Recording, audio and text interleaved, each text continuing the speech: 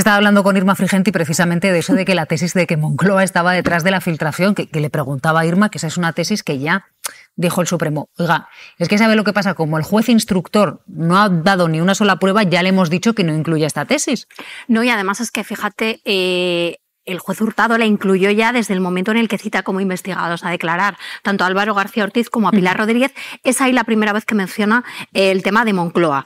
Pero es que lo cierto es que no hay ni siquiera indicios de que eso se haya producido así. Y no es que lo diga yo, es que lo dice la Sala de Apelación del Supremo. La Sala de Apelación del Supremo corrige al juez Hurtado y le dice: esto no es objeto del procedimiento. Algo que, por cierto, el presidente de la Sala volvió a recordar ayer, en la sesión de ayer, se lo recordó a la defensa de González Amador. Esto no es objeto del procedimiento, no se está investigando si el email se filtró desde la Fiscalía a Moncloa, porque de hecho es que no hay indicios que sustenten esta afirmación, no ha quedado suficientemente acreditado, con lo cual eso no se está investigando por más que haya mucha gente que está machacando sobre este tema de que ese es el objeto del procedimiento. No lo es.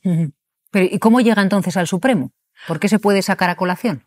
Bueno, se saca a colación porque efectivamente, como digo, el juez Hurtado lo vuelve a incluir en el auto de apertura de juicio oral. A pesar de que le han dicho que no, se vuelve a incluir y por eso vuelve a entrar, pero no es lo que se está investigando. Vamos, la Sala lo dejó ayer bien claro.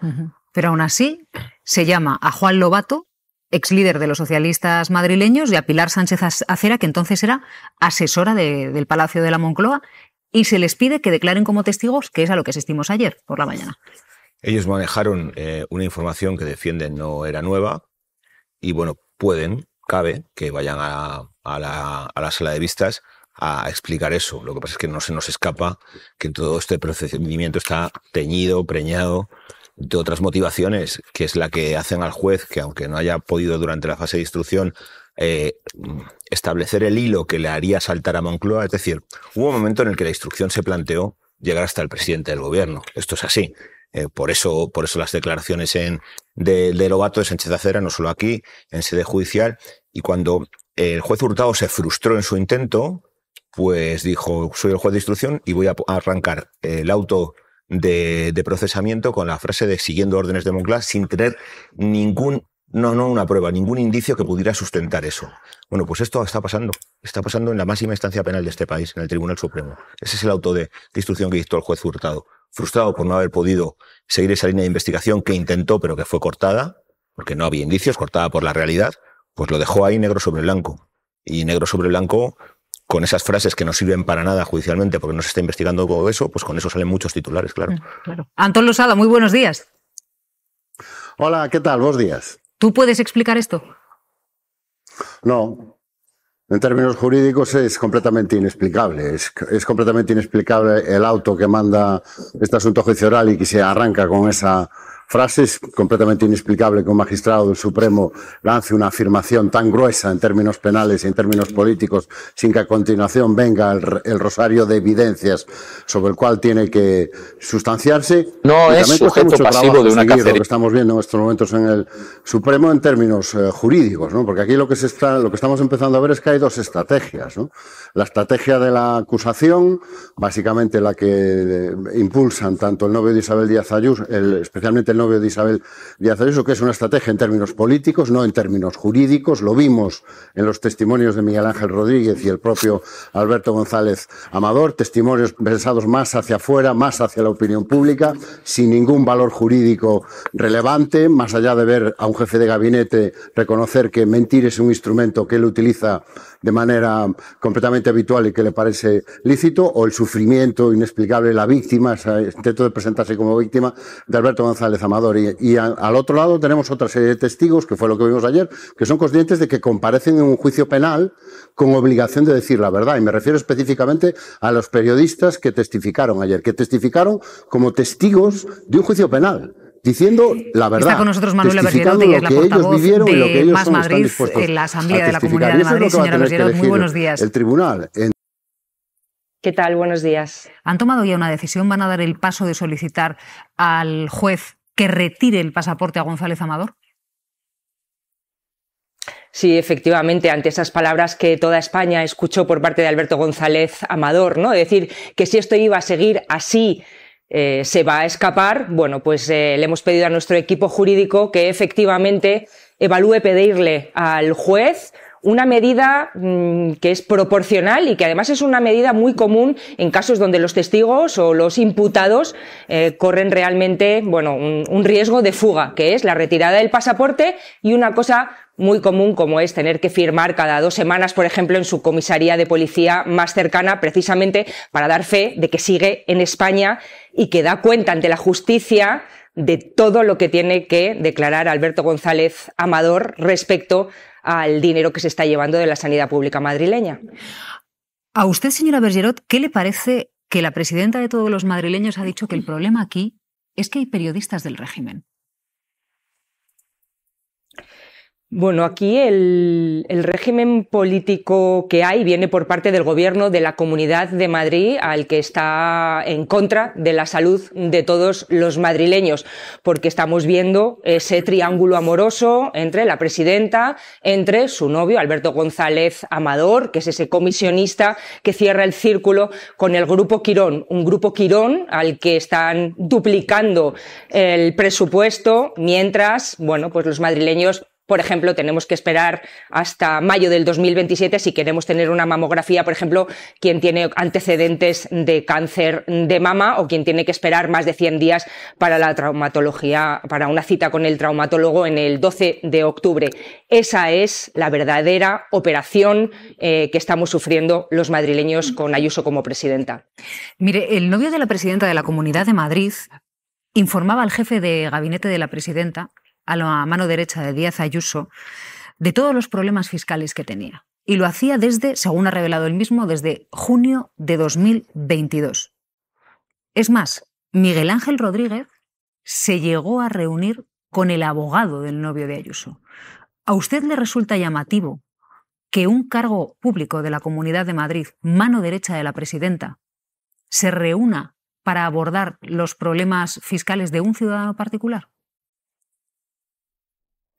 Bueno, efectivamente, es que aquí podemos decir que es el caso del novio de Ayuso, pero en realidad es el caso de la presidenta de la Comunidad de Madrid, que está inflando los presupuestos del Grupo Quirón y que está teniendo pues una sociedad con ánimo de lucro, ¿no? con su novio, y en la que, por eso, nosotros insistimos en que Alberto González Amador tiene que dar declaraciones hasta el último momento en la justicia para saber efectivamente hasta dónde ha ido cada euro de los madrileños que no va a la sanidad pública madrileña. Y Ayuso, lo que estamos viendo estos días con Miguel Ángel Rodríguez, su jefe de gabinete, es ese modus operandi del Partido Popular que pone todos los recursos de la Comunidad de Madrid, efectivamente, para defender lo que primero era un ciudadano particular y que, como todos hemos escuchado en sede judicial, bueno, pues es una persona que presuntamente ha cometido delitos fiscales reconocido por él mismo y por su propio abogado. Después de detectar los supuestos delitos de fraude fiscal y de falsedad documental, la jueza del caso Amador decidió abrir una pieza separada, en este caso por corrupción en los negocios. ¿En qué punto se encuentra? ¿Van a pedir ustedes más diligencias? Bueno, yo también, precisamente con las declaraciones que escuchamos el otro día en el Tribunal Supremo de Alberto González Amador, entendemos que tenga miedo porque con los juicios que tiene en proceso y en abierto, entendemos que Alberto González Amador tenga miedo porque lo más probable es que acabe en la cárcel. Precisamente por eso, por esa pieza que nuestro equipo jurídico abrió y en la que estamos personados como causa popular, porque los presuntos delitos fiscales es la punta del iceberg. Alberto González Amador se va a sentar en el banquillo, por pertenencia a una organización criminal, por presuntamente haber pagado un soborno a un alto ejecutivo de Quirón, y vamos a insistir, por eso precisamente vamos a pedirle al juez la retirada del pasaporte, porque no queremos que se escape, porque ante una persona que tiene negocios en Panamá y en Miami, el riesgo de fuga es real, y lo que queremos es que tenga que rendir cuentas ante la justicia precisamente por esa pieza separada, para que podamos saber hasta el final, para que podamos llegar hasta el final a saber a dónde ha ido el dinero que tendría que haber ido a cuidar la salud de los madrileños y que se está yendo a un modo de vida de la señora Ayuso y del señor Alberto González Amador que no se podrían estar pegando si no fuera precisamente por estos delitos fiscales. Señora Bergerot, gracias por habernos acompañado esta mañana en Televisión Española. Gracias a vosotros. Estaremos pendientes también de la sesión de control a la presidenta de la investigado por haber cometido supuestamente varios delitos, Pedro. Sí que explica ayer el compañero Precedo. Explica que recibe el 6 de marzo la querella de la Fiscalía, cuando ya está en los juzgados de Plaza de Castilla, el expediente tributario que la acompaña y un pantallazo en papel de ese correo electrónico. Explica que se forma un equipo de investigación, del que yo tengo la suerte de participar, para preparar una serie de informaciones. En aquel entonces no se sabe de Alberto González Amador más que es un técnico sanitario que habían vendido en las revistas del Corazón. En esos días nos damos cuenta de que la realidad es bastante distinta y empezamos a trabajar. Y empezamos a publicar el día 12 por la mañana. El día 12 por la mañana, en las primeras horas, se publican 8 informaciones muy, muy relevantes. Os recuerdo, por ejemplo, que la primera y principal es que la querella le acusa a González Amador de 2 delitos de fraude fiscal, 350.951 euros, más en concurso con otro de falsificación documental, pero es que luego va otra que habla de que ese dinero defraudado procedía de un pelotazo de las mascarillas, cuando no quiere declarar lo que debe por ese pelotazo es cuando comete el fraude fiscal.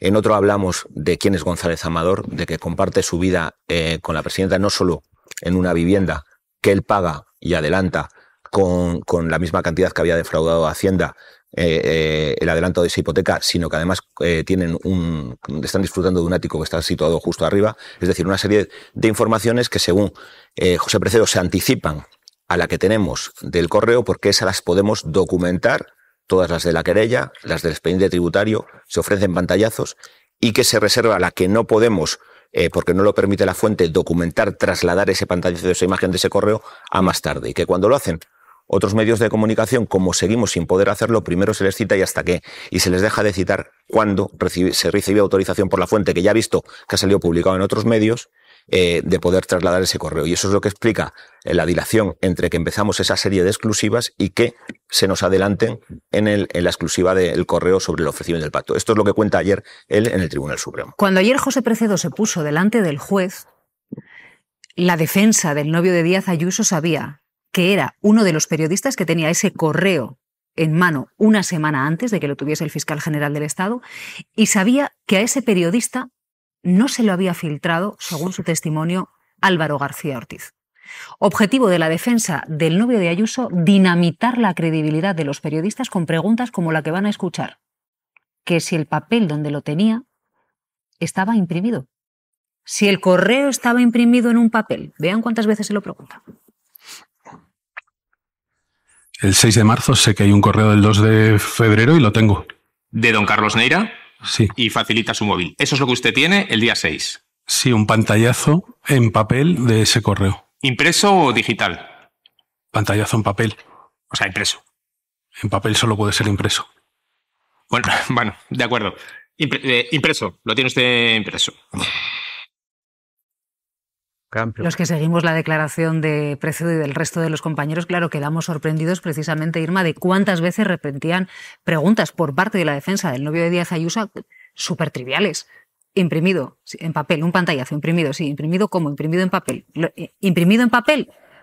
¿Imprimido cómo va a ser? Le dice Precedo. No, claro, imprimido tiene que ser en papel, o sea, quiero decir, la deducción es lógica, pero bueno, supongo que todo esto responde a una estrategia de defensa que, bueno, yo ahí no me meto, pero creo que ayer José Precedo lo explicó muy bien en su declaración y creo que es de justicia reconocerlo y ponerlo en valor, ese momento en el que dijo que aquí lo que se estaba jugando era la credibilidad de los periodistas y, bueno, pues creo que de eso también va este juicio y creo que es de justicia poner en valor ese alegato que hizo José Precedo a favor de la profesión. Creo que tampoco hay que explicar tanto si está en papel, si no está en papel. Como bien dijo, por cierto, el compañero de La Sexta, Alfonso Pérez Medina, en su declaración posterior, dijo, creo que entrar en si lo tengo en papel, si me lo han dictado, si me lo han pasado escrito, puede afectar a la protección de mi fuente. O sea, creo que es irrelevante. Creo que lo dijo muy bien también Alfonso Pérez Medina en esa declaración que hizo. Pero no consiguieron dinamitar la credibilidad de los periodistas que se sentaron ante el juez. Es que es más, José Precedo puso sobre la mesa su dilema moral, porque dijo, mire, es que yo tenía el correo, pero yo sé que no me lo entregó el fiscal general del Estado, no era mi fuente, y yo no puedo revelarla. Y yo sé que se está juzgando al hombre que a mí no me lo entregó. Álvaro García Ortiz no me ha pasado un papel nunca, y nunca es nunca. Y aquí tengo un dilema moral bastante gordo, que tenemos todos los periodistas muchas veces, que es que yo sí sé quién es la fuente de esta historia. La sé. No la voy a decir por secreto profesional. Bueno, una cosa es que no la diga, pero otra cosa es que no nos amenace con que la sabe. Porque... No, yo digo que no amenazo a nadie. Digo que está el dilema moral de que hay una persona a la que se le pide cárcel que yo sé que es inocente porque conozco la fuente, pero no puedo decir mi fuente. Es un dilema moral, no es ninguna amenaza. Total, que Precedo plantea su dilema moral, bien, un dilema moral que es el que siempre tenemos la prensa, y ahí, claro, es cuando sorprende la respuesta del presidente de la sala. Porque Antón lo que le dice es, usted me está amenazando. ¿A qué crees que se refería el presidente de sala cuando le dijo a José Precedo a ver si le estaba amenazando al plantear la posibilidad de que estaban juzgando a un hombre inocente porque a él el correo se lo dio otra persona? Bueno, sinceramente, a mí también me sorprendió. Me pareció una reacción completamente extemporánea, aparte de un exceso de intervencionismo por parte del presidente del tribunal. La única hipótesis que puede sostener esa intervención es que el presidente intuya que el periodista, si en el hipotético caso de que se acabe condenando al fiscal general por revelación de ese secreto, que no era secreto, el periodista pueda revelar finalmente quién le pasó el famoso correo, dejando así en una situación bastante embarazosa al tribunal, lo cual resulta realmente sorprendente, ¿no? Pues la única lectura que a mí se me ocurre. Estabas hablando antes de la credibilidad de los periodistas. Es importante matizar que no es la credibilidad de los periodistas. Esto es un proceso penal. Es la credibilidad de los testigos. Sean periodistas, arzobispos, fontaneros o técnicos de televisión. Da exactamente igual. En un proceso penal lo que se valora y se evalúa es la credibilidad de los testigos. Y yo vuelvo a lo mismo. Aquí se trata de balancear quién es más creíble. Periodistas de acreditada trayectoria profesional, con años de trabajo y de esfuerzo profesional a sus espaldas y en su currículum, o testigos que se sientan ante el tribunal y reconocen abiertamente que para ellos la mentira es un instrumento más, un instrumento de acción política. Pues yo creo que también es importante recordar que el no revelar tus fuentes no demuestra nada. Es como el borrado del teléfono. El borrado del teléfono es un indicio circunstancial que no prueba absolutamente nada. Es que es importante recordar que esto es un proceso penal. No hay que demostrar coincidencia, hay que demostrar causalidad. Hay que demostrar que tú borraste el teléfono para ocultar un delito. Hay que demostrar que tú filtraste efectivamente el correo a alguien. Y ese alguien de momento sigue sin aparecer. Os referíais al testimonio del periodista de la cadena SER, pero es que ya prestó testimonio en instrucción y ya dijo que no había sido el fiscal general. Y allí contemplamos una escena que para mí resulta cuando menos sorprendente, que es que resulta que para el magistrado Hurtado es el periodista el que tiene que demostrar que no se lo filtró el fiscal general, no el juez, no el instructor, el que tiene que demostrar que lo filtró el fiscal general. La última vez que lo chequeé, la presunción de inocencia en España funcionaba de otra manera. Era el acusador, en este caso el instructor, el que tiene que probar algo, no el testigo. No hay prueba de cargo. Y como no hay prueba de cargo, estamos asistiendo a horas y horas de declaraciones con testimonios periféricos que además a mí ayer pues me produjo bastante bochorno tener que someternos a explicar la profesión periodística a respuestas a las preguntas del señor Gabriel Rodríguez Ramos, el abogado de González Amador. Y aquí me vais a permitir, porque una de las genialidades que he leído en las últimas horas es del compañero Manuel Jauis en El País, él relata en su crónica que cuando José Precedo explica cuál es la praxis periodística y el rigor que se utilizó al escribir estas y otras noticias, el abogado se rascaba la cabeza porque, claro, él está acostumbrado a la versión del periodismo que le da Miguel Ángel Rodríguez, que es la misma que expuso en la jornada anterior.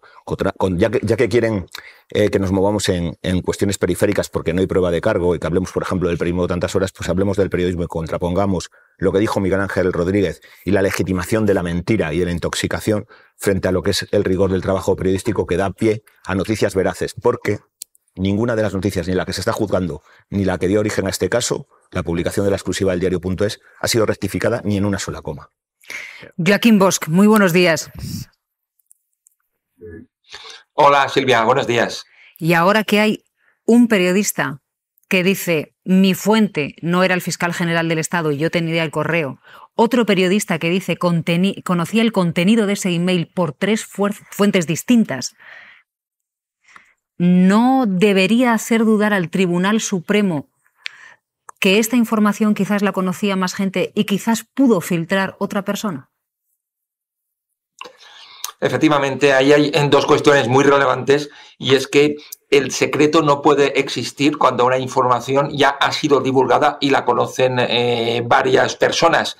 En el que haya surgido alguna filtración posterior a que haya habido una propagación previa, eso ya no tendría relevancia penal, y por eso es importante aclarar o determinar cómo circuló ese correo y si llegó antes a los periodistas que al fiscal general, porque en esa hipótesis quedaría excluida la infracción penal para el fiscal general y tocaría dictar una sentencia absolutoria.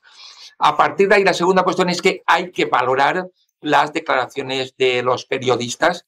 Efectivamente, el secreto profesional ampara que no desvelen su fuente, pero ellos están declarando bajo promesa o juramento que, aunque no revelan su fuente, no era el fiscal general y sí que era otra persona.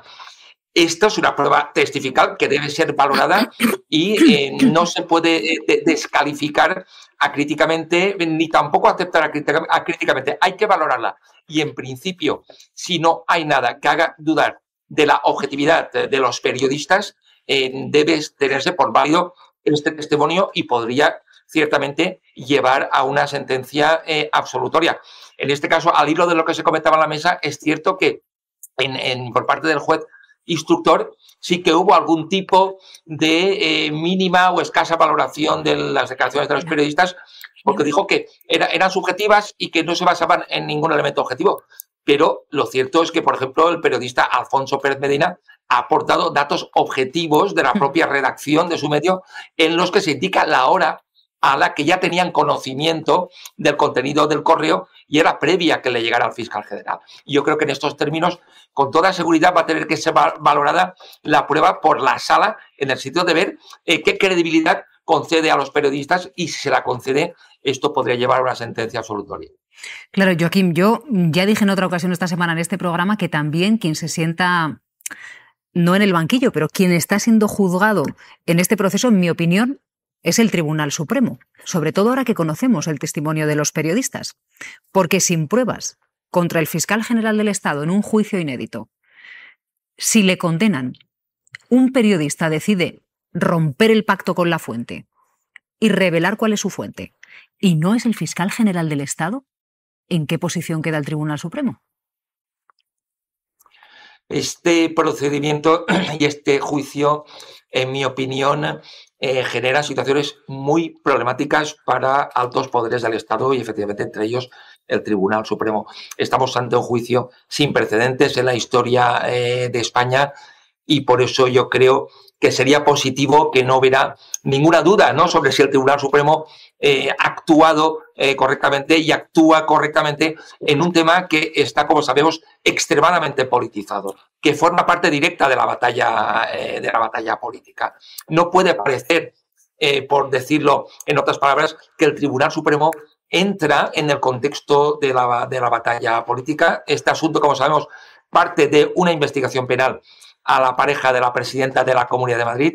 Se ha situado como un eje de los ataques políticos que pueden ser legítimos en una democracia pluralista, pero una cosa es eso y otra, digamos, que las altas instituciones del Estado pueda parecer que participan, ¿no?, de este tipo de batallas. Y por eso, precisamente, cuando hay tanta división en el Tribunal Supremo, como vimos en la sala de apelación, en la que uno de los 3 magistrados dijo de manera muy rotunda que no había la más mínima base indiciaria, no para condenar, sino no había la más mínima base indiciaria para que se celebrara un juicio, porque había periodistas que tenían antes ese correo, porque no hay ningún elemento que conecte directamente al fiscal general con la filtración, y creo que en este ámbito nos movemos en este juicio, tendremos que esperar a la práctica de la prueba y efectivamente será absolutamente fundamental, incluso para la credibilidad de nuestro sistema institucional, que la sentencia esté, en el sentido que sea, pero muy motivada, que esté muy vinculada a la prueba que se ha practicado y que no genere ninguna duda sobre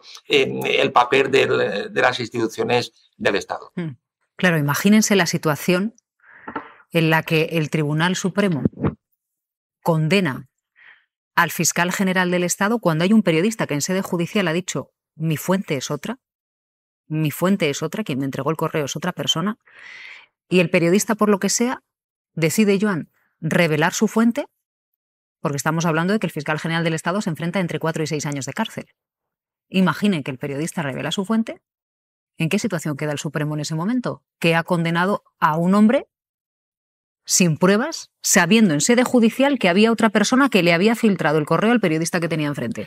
Pues quisiera señalar 2 puntos con respecto a lo que acabas de señalar. Uno, habrá condenado a una persona inocente. Esto ya en sí es grave. Y 2, habrá condenado al fiscal general del Estado, que tiene una gravedad constitucional extraordinaria. Por lo tanto, que se hacen bien los machos, los miembros del Tribunal Supremo que están en estos momentos haciendo ese tipo de juicio, como bien ha dicho antes, tendrían que estar muy seguros de una condena al fiscal general del Estado en un procedimiento sin ningún tipo de pruebas. Insisto, como persona y como institución.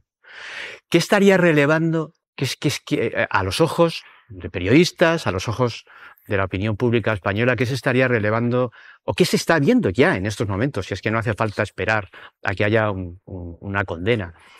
Que lo que se está viendo es que estamos ante un juicio completamente anómalo con clara intencionalidad política. Con clara intencionalidad política. Yo sé que vosotros los periodistas y también los juristas que están haciendo apreciaciones con respecto al juicio tienen que coger un poquito más de cuidado esta aseveración. Yo soy politólogo y observo los movimientos que se producen entre el Ejecutivo, el Legislativo y el Judicial desde una cierta distancia. Aquí la apariencia de que estamos en un juicio con clara intencionalidad política está desde el principio en el que se le permite al juez Hurtado, una vez que se le cierra el indicio de la denuncia concreta que hace el ciudadano pareja de la presidenta de la Comunidad de Madrid, una vez que se cierra el indicio del posible delito que se hace con respecto a la nota de prensa del fiscal general, se le sigue permitiendo hacer una investigación absolutamente prospectiva, en donde, para que nos aclaremos, no hemos encontrado ninguna prueba de que la nota de prensa del fiscal general del Estado, que es una reacción a una nota de prensa de un alto cargo de la Comunidad de Madrid, haya ningún tipo de indicio, pero ya que estamos, sigamos investigando a ver qué encontramos. ¿Filtró el fiscal general del Estado ese correo del novio de Ayuso? Es la pregunta a la que tenemos que responder. Pero por el camino hemos asistido a meses, Antón, del ruido que mencionaba Federico. Un ruido que muchas veces en el ámbito político era un fin en sí mismo. Bueno, eso es indiscutible. Es que aquí hay una pregunta que es perfectamente legítima. ¿Está dentro de la prudencia penal, un derecho que se rige por el principio de intervención mínima, y de la prudencia institucional que una alta institución del Estado, el Tribunal Supremo, mande a juicio a otra alta institución del Estado, siente en el banquillo a otra alta institución del Estado, al fiscal general del Estado, sin una sola prueba de cargo del delito que se le imputa? No hay una sola prueba de cargo. Todos son indicios circunstanciales. ¿Qué indicaría la prudencia penal, la prudencia institucional? Seguramente no ver lo que estamos viendo estos días en el Supremo. Se escuchaba ahora con mucha atención y yo creo que hay un par de cosas que es conveniente clarificar. Aquí como en todo proceso penal, hay que verificar 2 cosas: si se ha cometido delito y quién ha cometido ese delito. Entonces, es relevante saber si era secreto el secreto que se dice que se ha revelado. Y lo que estamos viendo es que hay diversos testimonios que nos dicen que ya no era un secreto. Y que no era un secreto desde hacía no unos minutos, sino desde hacía días. Si no es secreto, no hay delito de revelación de secretos. Y la otra cuestión es, lo estabais preguntando ahora, ¿filtró o no filtró? La pregunta es, ¿a quién filtró? No se lo filtró al aire, ni a unos pajaritos que pasaban. Se lo filtró a periodistas concretos que están pasando estos días por el Supremo, presuntamente se lo filtró, y que lo niegan. Esos periodistas a los que se dice que se filtró ese correo lo están negando. Decía, no se está juzgando la deontología de los periodistas ni a Miguel Ángel Rodríguez, pero sí se está juzgando la credibilidad de los testigos. Esto es un juicio penal. La credibilidad de los testigos es relevante. ¿Es creíble un testigo que dice que miente y que considera legítimo mentir? Yo creo que no. ¿Es creíble un testigo que comparece como parte afectada y que se presenta como víctima del delito? Relativamente, salvo que aporte algo relevante. ¿Son creíbles periodistas que no tienen interés directo en el proceso y que testifican directamente, que niegan directamente que hayan sido objeto de esa filtración? Bueno, eso es lo que tiene que decidir efectivamente el Supremo, pero nosotros podemos ir forjando una opinión. ¿Era secreto lo que se reveló? No. ¿Se está acreditando la filtración a algún periodista concreto por parte del fiscal general? En absoluto. Eso es el objeto del proceso. Claro, aquí la cuestión es que efectivamente no hay trazabilidad de la filtración. ¿Qué filtra? ¿Quién lo filtra? ¿A quién lo filtra? Y tampoco hay testigos de esa filtración, Irma. A ver, es que aquí es importante decir que el juez Hurtado, si hace una trazabilidad en el relato de los hechos que hace en la apertura de juicio oral, dice que el fiscal se lo filtra directamente a la cadena SER. A la cadena SER, que en este caso es el compañero Miguel Ángel Campos, que va a declarar la próxima semana. Su testimonio va a ser muy importante. Él ya dijo que su fuente no era el fiscal general del Estado, que tenía el correo mucho antes que él, pero el juez Hurtado no se lo creyó. ¿Por qué no se lo creyó? Porque dice que su testimonio es subjetivo, que no aporta datos objetivos y que probablemente está condicionado por su deber de proteger el secreto confidencial de las fuentes. Y además dice una cosa más, que Miguel Ángel Campos sabía que se estaba haciendo una nota de prensa y que cómo podía saber eso si su fuente no era la Fiscalía, porque no era una información que se conociese. Por eso no le dio ningún tipo de credibilidad al testimonio de este compañero, que explicó perfectamente ante el Tribunal Supremo qué era lo que había sucedido y cómo había accedido a esa información. Por lo tanto, en este juicio también lo que se está jugando es la credibilidad de los compañeros de profesión y de esta profesión en concreto. Bueno, no solo Campos, porque claro, muchos, pero hablo de Campos porque es el relato de los hechos que hace el juez Hurtado para mandar al fiscal a juicio. Él dice que se lo filtra directamente a la cadena SER, no menciona más medios. Pero como Campos no revela la fuente, pues el juez Hurtado no le da credibilidad, pero es que ni a él ni a más periodistas que durante la fase de instrucción le dicen, oiga, es que yo también tenía el email mucho antes de que lo tuviese el fiscal general del Estado. Él incluso parece negar a escucharles, ¿no? Sí, bueno, es que en instrucción no le dio ningún tipo ni de credibilidad ni nada. O sea, es que estas declaraciones para él, como no le revelan la fuente, que además es un argumento que me hace mucha gracia porque se lo lees ahora a muchos juristas que escriben en redes sociales y que divulgan, no, bueno, es que puede proteger la fuente, pero puede aportar un correo anonimizado. Mire usted, señor, el secreto al derecho profesional es un derecho constitucional, yo no tengo por qué revelar mi fuente, pero es que además hay un profundo desconocimiento, lo que pone de manifiesto es que hay un profundo desconocimiento de cómo trabajamos los periodistas. No hay una sola manera de acceder a una información.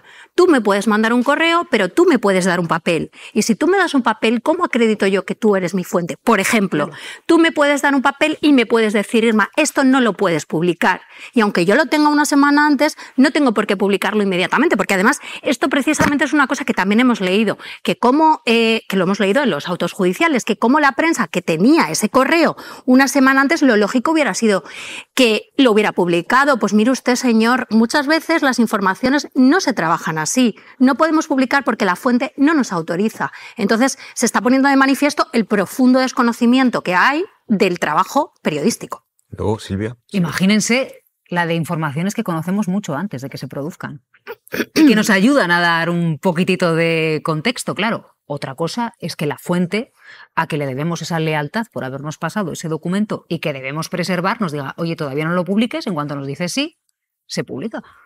¿Cuántos delitos de revelación de secretos puede haber en los teléfonos móviles de esta mesa? ¿Cuántos de ellos se han investigado? Pues mejor que no nos lo cojan. Porque no sé si debes dar muchas. En el mío ninguno, ¿eh? Perdona, Pedro. Una cosa que quiero apuntar. Pues ¿Cuántos delitos de revelación de secretos se han cometido en este procedimiento? ¿Cuántos delitos de revelación de secretos se han podido cometer en este procedimiento? Pregunto. Además, que lo sabes tú igual que yo. Quiero mostrar, por ejemplo, estamos hablando de un delito de revelación de secretos a partir de la publicación de una información veraz, de máximo interés público. En otras ocasiones hay evidencias clarísimas de que instituciones públicas filtraron información que además era falsa para que llenara las portadas de los periódicos, para además hacer daño a la oposición democrática. Por ejemplo, me estoy refiriendo a la primera legislatura del gobierno de Mariano Rajoy, donde operó una brigada de funcionarios policiales, de altos funcionarios policiales, a las órdenes de un ministro y de un secretario de Estado que se van a sentar en el banquillo por otras cuestiones que no son filtrar documentos. 15 años les piden por otros delitos que no son los de revelación de secretos, que fabricaron noticias falsas que fueron publicadas. No se ha investigado ninguna revelación de secretos en esos casos. Por eso estoy hablando que esa desproporción entre un caso y un otro nos deja en evidencia la motivación política de este procedimiento. Bueno, el juez... Es cierto que no podemos determinar si es culpable o es inocente. Es que el fiscal general del Estado es inocente. Exacto. Es inocente. Por supuesto. Tienen que demostrar que es culpable, naturalmente, porque si no se rompería lógicamente la naturaleza del proceso penal en este país. O sea, la persona que se sienta delante de un tribunal, sea quien sea, un delincuente o el fiscal general del Estado, son inocentes los dos hasta que se demuestre lo contrario. Y en cuanto se demuestre, automáticamente condenado. Y efectivamente, es que claro, lo que planteaba Lucía, Raquel, es que al fiscal general del Estado se le juzga por un delito muy concreto que ahí sí que no hay matices. O sea, hay una pena de cárcel, se está pidiendo entre 4 y 6 años, si se le condena por lo mínimo que es lo que piden 4 años, el fiscal general del Estado entra en la cárcel en el momento de la condena. Bueno, es que en este caso, lo digo por las dudas que pueda haber, ¿no? Las suspicacias respecto a las motivaciones del juicio. Claro, venimos de una instrucción ya bastante polémica y no es que lo digamos los periodistas, ¿no? Hay muchos magistrados, en la propia, jueces también lo han dicho, que están muy con pinzas. Eso no quiere decir que el hombre sea inocente, a lo mejor es culpable y filtró ese correo. Pero claro, ya venimos de una instrucción así, sabemos que la magistratura, la judicatura, no es tan blanca como nos vendieron a lo mejor en la transición, que tiene sus intereses políticos como los tiene el periodismo, como los tiene todos los ámbitos, ¿no? Y que sus filias y sus fobias. Y la instrucción ya ha sido bastante polémica. Y claro, al llegar a juicio y ver unos testimonios que a día de hoy no han dado un indicio claro de, pues mire, sí, es que me llegó de este correo, o es que este señor me dijo que tal. Lo que hemos escuchado, el único testigo que considero, ¿no?, que parece que ha dicho algo ha sido Almudena Lastra, la fiscal, que lo que ha dicho es que el fiscal le dijo, de eso no hablemos ahora. Entonces, claro, como indicio condenatorio, a priori parece bastante débil, ¿no? Lo que se está juzgando aquí es cómo, más que lo que se está juzgando, la pregunta es, ¿cómo llegó ese correo a los medios de comunicación? ¿Cómo llegó?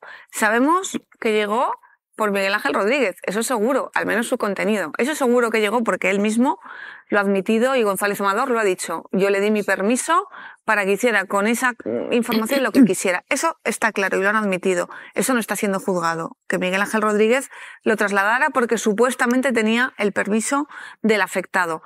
Y ahora lo que estamos viendo es por qué otra vía llegó, y esa vía por la que llegó han podido ser múltiples vías, y los compañeros periodistas, José Precedo del diario.es ha dicho claramente que a él le llegó por una vía diferente. Claro, entiendo que haya cierta sorpresa entre la ciudadanía o entre ciertos periodistas o tú, Lucía, también lo decías, cómo hemos llegado a esta situación en un tribunal supremo si todo lo que estamos oyendo es no fue este señor, yo no lo puedo decir, pero no es este señor, yo no sé nada, o este señor me dijo, de eso ya hablaremos. Claro, de momento no se ha sustanciado. Yo creo que también la judicatura tiene que ser consciente de que cuando lleva a juicio cosas sin indicios objetivables, que no quiere decir que no puedan surgir a partir de hoy mismo que estoy hablando, pero hasta ahora no han surgido, es lógico que la gente se pregunte por la imparcialidad y los intereses que había detrás de este juicio. A ver, ¿cómo lo ves tú, Antón? Un segundito, Federico. Voy con Antón, que está fuera del plató, y luego contigo. Vale. Adelante, Antón. Bueno, yo estoy de acuerdo en que no debería haberse llegado a esta situación, pero haber llegado a esta situación tiene un directo responsable, que es el Tribunal Supremo. Es el Tribunal Supremo el que decide llevar al banquillo al fiscal general del Estado sin una sola prueba de cargo y sin más que indicios circunstanciales. Esta situación tiene un responsable. Hay una alta institución del Estado, que es el Tribunal Supremo, que ha decidido provocar esta situación y generar además un subproducto jurídico que es difícilmente explicable en términos de justicia penal, que es que los que han reconocido mentir y los que han reconocido promover un bulo se sientan en el lado de los acusadores, y aquel que promovió la verdad y el interés general y clarificó la verdad de la situación está en el banquillo de los acusados, que es un resultado jurídicamente difícil de explicar. Yo ya no digo en términos políticos. Pues hay un segundo elemento que me gustaría incidir. Aquí opiniones matizadas creo que tenemos todos en general, pero es que aquí estamos hablando de hechos, no de opiniones. Miguel Ángel Rodríguez ha reconocido en sede judicial que ha mentido. Sí, eso no es una opinión, es un hecho.